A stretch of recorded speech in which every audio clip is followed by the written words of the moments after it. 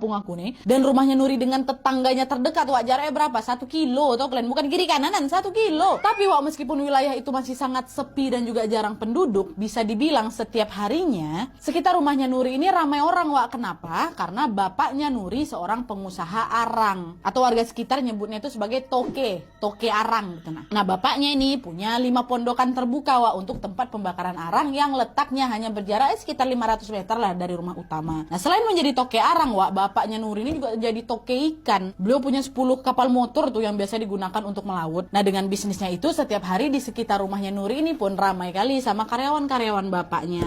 Nah, singkat cerita, malam pun tiba dan pada saat itu abang dan teman-temannya sebenarnya nggak ada agenda apa-apa, Wak. Tapi waktu dengar bapaknya Nuri ini bilang kalau setelah Isya akan ada pasar malam di kampung sebelah, mendadak mereka semua bersemangat dan pengen kali datang ke sana. Bapak Nuri bilang, tapi jarak kampung sana tuh agak jauh kali, nak, 8 kilo dari sini katanya. Kebetulan bapak nggak bisa ngantar pula, soalnya habis maghrib bapak ada ini mau ngantarin barang ke gudang. Ya udah pak, nggak apa-apa om, kami jalan kaki aja, kata kawan-kawannya ini. Beneran kalian mau jalan kaki malam-malam gini loh, nak, kata bapaknya. Kan ya nggak apa-apa om, mumpung lagi liburan, daripada cuma di rumah aja, kata Nuri juga. Ya udah, yang penting kalian hati-hati di jalan ya, kata bapaknya. Oh ya om, siap, kata kita. Hati-hati ya pak ya, kata oke.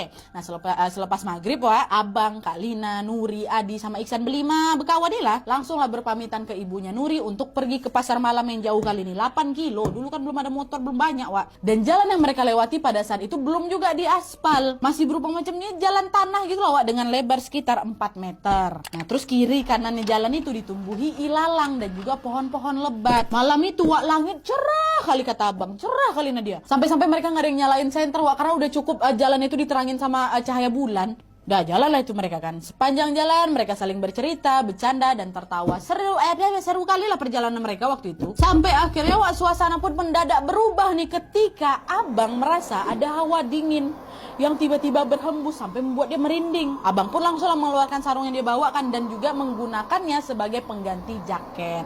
Nah, dipakai sejuk malam ini, wah. Terus nggak lama kemudian langkah mereka ini terhenti ketika Kak Lina tiba-tiba dia mematung dan berkata dengan suara agak bergetar.